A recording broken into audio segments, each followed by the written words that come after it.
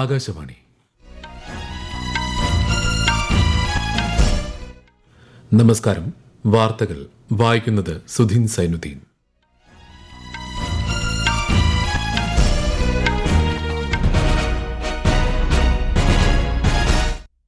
പ്രധാന വാർത്തകൾ. സൂക്ഷ്മ ചെറുകിട സംരംഭങ്ങൾക്കായി മ്യൂച്വൽ ക്രെഡിറ്റ് ഗ്യാരണ്ടി സ്കീം ആരംഭിച്ച് കേന്ദ്ര സർക്കാർ. ഉദ്ഘാടനം കേന്ദ്ര ധനമന്ത്രി നിർമ്മല സീതാരാമൻ നിർവഹിച്ചു. തിരക്ക് നിയന്ത്രിക്കാൻ രാജ്യത്തെ 60 റെയിൽവേ സ്റ്റേഷനുകളിൽ സ്ഥിരം ഹോൾഡിംഗ് ഏരിയകൾ സ്ഥാപിക്കുമെന്ന് റെയിൽവേ മന്ത്രാലയം. സോളിഡ് റോക്കറ്റ് മോട്ടോറുകൾക്കായി 10 ടൺ പ്രൊപ്പല്ലന്റ് മിക്സർ വികസിപ്പിച്ച് ISRO. വയനാട് പുനരധിവാസം ചർച്ച ചെയ്യാൻ മുഖ്യമന്ത്രി പിണറായി വിജയൻ വിളിച്ച യോഗം തിരുവനന്തപുരത്ത് തുടരുന്നു.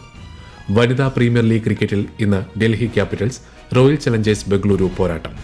ICC ചാമ്പ്യൻസ് ട്രോഫി ക്രിക്കറ്റിന് മറ്റന്നാൾ തുടക്കം. വാർത്തകൾ വിശദമായി. സൂക്ഷ്മ ചെറുകിട സംരംഭങ്ങൾക്കായി ആരംഭിച്ച മ്യൂച്വൽ ക്രെഡിറ്റ് ഗ്യാരണ്ടി സ്കീമിന്റെ ഉദ്ഘാടനം കേന്ദ്ര ധനമന്ത്രി നിർമ്മല സീതാരാമൻ നിർവഹിച്ചു.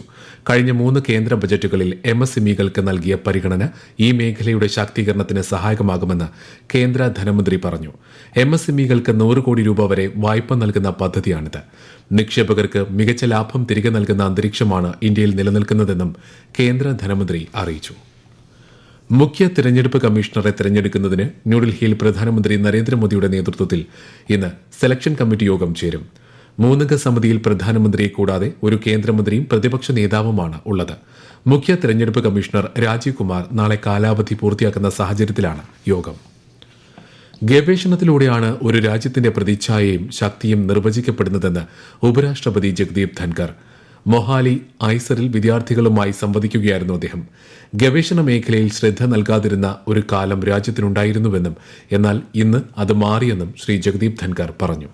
Institutions in the country will have to pass the litmus test. And the litmus test is what you are doing. Is there some impact somewhere? In a positive sense, impact should be felt. A research for the sake of research, that is for the self, is not the research which the nation needs. Research is not to impress the one who is ignorant of the subject. The research has to have impact on what we are doing. And I am sure this is an area where you have enough scope to contribute. രാജ്യത്തുടനീളമുള്ള 60 railway സ്റ്റേഷനുകളിൽ തിരക്ക് നിയന്ത്രിക്കുന്നതിനായി railway സ്ഥിരമായ holding ഏരിയകൾ സ്ഥാപിക്കും. തിരക്കേറിയ സമയങ്ങളിൽ തിരക്ക് നിയന്ത്രിക്കാൻ തീരുമാനമെടുത്തിട്ടുണ്ടെന്ന് റെയിൽവേ മന്ത്രാലയം അറിയിച്ചു. തിരക്ക് നിരീക്ഷിക്കാൻ റെയിൽവേ നൂതന സാങ്കേതിക വിദ്യയും ഉപയോഗിക്കും. ഡൽഹിയിലെ എല്ലാ റെയിൽവേ സ്റ്റേഷനുകളിലും സൌകര്യങ്ങളും യാത്രക്കാരുടെ സുഗമമായ നീക്കവും നിരീക്ഷിക്കുന്നതിനായി ഒരു പ്രത്യേക ക്യാമ്പയിൻ ആരംഭിക്കും. ഇതിന്റെ ഭാഗമായി യാത്രക്കാർ, കടയുടമകൾ, പോലീസ് എന്നിവരിൽ നിന്ന് റെയിൽവേ അഭിപ്രായങ്ങൾ സ്വീകരിക്കും. മഹാകുംഭമേളയിൽ പങ്കെടുത്ത് മടങ്ങുന്ന ഭക്തരുടെ സൌകര്യാർത്ഥം ഇന്നലെ പ്രയാഗ്രാജിലെ വിവിധ സ്റ്റേഷനുകളിൽ നിന്ന് ആകെ 338 പ്രത്യേക ട്രെയിനുകൾ സർവീസ് നടത്തി. 18 ലക്ഷത്തിലധികം യാത്രക്കാർ ഈ ട്രെയിനുകളിൽ സഞ്ചരിച്ചു. സോളിഡ് റോക്കറ്റ് മോട്ടോറുകൾക്കായി 10 ടൺ പ്രൊപ്പല്ലന്റ് മിക്സർ വികസിപ്പിച്ച് ISRO. സതീഷ് ധവാൻ ബഹിരാകാശ കേന്ദ്രമാണ് ലോകത്തിലെ ഏറ്റവും വലിയ പ്രൊപ്പല്ലന്റ് മിക്സർ രൂപകൽപ്പന ചെയ്തത്. സോളിഡ് മോട്ടോർ ഉൽപാദനത്തിലെ നിർണായക ഉപകരണങ്ങളിലൊന്നാണ് ഈ മിക്സർ. ബംഗളൂരു ആസ്ഥാനമായുള്ള സെൻട്രൽ മാനുഫാക്ചറിംഗ് ടെക്നോളജി ഇൻസ്റ്റിറ്റ്യൂട്ടുമായി സഹകരിച്ചാണ് ഇത് വികസിപ്പിച്ചെടുത്തത്. പ്രധാനമന്ത്രി അന്നദാത ആയ് സംരക്ഷൺ അഭിയാൻ 2025-26 സാമ്പത്തിക വർഷത്തേക്ക് നീട്ടി കേന്ദ്ര സർക്കാർ. പദ്ധതിക്ക് കീഴിൽ തുവര, ഉഴുന്ന് തുടങ്ങിയവയുടെ ഉൽപാദനത്തിന്റെ 100% കേന്ദ്ര സർക്കാർ സംഭരിക്കും. അവശ്യധാന്യങ്ങൾ ഉപഭോക്താക്കൾക്ക് താങ്ങാവുന്ന വിലയിൽ ലഭ്യമാക്കുകയും കർഷകർക്ക് ന്യായമായ വില ഉറപ്പാക്കുകയും ചെയ്യുന്നതാണ് PM ആശാ പദ്ധതി. നാഫെഡ്, NCCF എന്നിവ വഴിയാണ് സംഭരണം. പ്രധാനമന്ത്രി നരേന്ദ്രമോദിയുടെ പ്രതിമാസ റേഡിയോ പ്രഭാഷണ പരിപാടി മൻ കി ബാത്ത് ഈ മാസം 23-ന്. മൻ കി ബാത്തിന്റെ 119-ാം പതിപ്പാണിത്. ആകാശവാണിയുടെയും ദൂരദർശന്റെയും എല്ലാ നിലയങ്ങളും പരിപാടി തത്സമയം ലഭ്യമാക്കും. 2025-ലെ 10+2 ബോർഡ് പരീക്ഷകളുടെ ചോദ്യപേപ്പർ ചോർന്നെന്ന പ്രചാരണം തെറ്റെന്ന് CBSE. സമൂഹമാധ്യമങ്ങളിൽ ചോദ്യപേപ്പർ ലഭിക്കുമെന്ന തരത്തിലുള്ള പ്രചാരണം തീർത്തും വസ്തുതാവിരുദ്ധമാണെന്നും CBSE വ്യക്തമാക്കി. ഇത് വിദ്യാർത്ഥികളിലും രക്ഷിതാക്കളിലും പരിഭ്രാന്തി സൃഷ്ടിക്കാൻ ഉദ്ദേശിച്ചിട്ടുള്ളതാണെന്നും ബോർഡ് കൂട്ടിച്ചേർത്തു. ഈ വാർത്തകൾ ആകാശവാണിയിൽ നിന്ന്. ആകാശവാണി വാർത്തകളും വാർത്താ അധിഷ്ഠിത പരിപാടികളും all India radio news Thiruvananthapuram YouTube ചാനലിലും @all India radio news Thiruvananthapuram Facebook പേജിലും AIR ന്യൂസ് _തിരുവനന്തപുരം ഇൻസ്റ്റഗ്രാം അക്കൌണ്ടിലും @AIR ന്യൂസ് _TVM X ഹാൻഡിലും ലഭ്യമാണ്. ഡൽഹിയിലും ബീഹാറിലും ഇന്ന് രാവിലെ ശക്തമായ ഭൂചലനം അനുഭവപ്പെട്ട പശ്ചാത്തലത്തിൽ ജനങ്ങൾ പരിഭ്രാന്തരാകരുതെന്ന് സുരക്ഷാ മുൻകരുതലുകൾ പാലിക്കണമെന്നും പ്രധാനമന്ത്രി നരേന്ദ്രമോദി. റിക്ടർ സ്കെയിലിൽ 4 തീവ്രത രേഖപ്പെടുത്തിയ ഭൂചലനം ഡൽഹിയിൽ ഇന്ന് പുലർച്ചെ 5:36 അനുഭവപ്പെട്ടത്.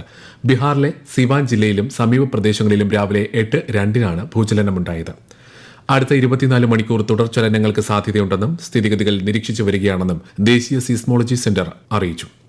ഡൽഹി ഭൂകമ്പത്തിന് ശേഷം സ്ഥിതിഗതികൾ നിരന്തരം നിരീക്ഷിക്കുകയാണെന്ന് കേന്ദ്ര സഹമന്ത്രി ഡോക്ടർ ജിതേന്ദ്ര സിംഗ്. ശാന്തരായിരിക്കാനും സുരക്ഷാ മുൻകരുതലുകൾ പാലിക്കാനും തുടർചലനങ്ങൾക്ക് തയ്യാറെടുക്കാനും ഡോക്ടർ സിംഗ് സോഷ്യൽ മീഡിയ പോസ്റ്റിൽ നിർദ്ദേശിച്ചു. യുവാക്കളെ തൊഴിൽദാതാക്കളായി മാറ്റുന്ന തരത്തിലുള്ള വിദ്യാഭ്യാസ സംവിധാനമാണ് ആവശ്യമെന്ന് കേന്ദ്രമന്ത്രി ധർമ്മേന്ദ്ര പ്രധാൻ. ന്യൂഡൽഹിയിൽ ഒരു ചടങ്ങിൽ സംസാരിക്കുകയായിരുന്നു അദ്ദേഹം. തൊഴിൽദാതാക്കളാകുന്നതിന് സംരംഭകരാകേണ്ടതുണ്ട്. പഠനരീതി, ഗവേഷണം തുടങ്ങിയവയെല്ലാം ഇത്തരത്തിൽ മാറേണ്ടതുണ്ടെന്നും കേന്ദ്ര വിദ്യാഭ്യാസ മന്ത്രി പറഞ്ഞു. इस प्रकार की एक शिक्षा व्यवस्था खड़ी करनी है जिसमें लोग जॉब सीकर बनेंगे ही बनेंगे, लेकिन जॉब क्रिएटर भी बनेंगे. जॉब क्रिएटर होने के लिए एंटरप्रेन्योर होना पड़ेगा.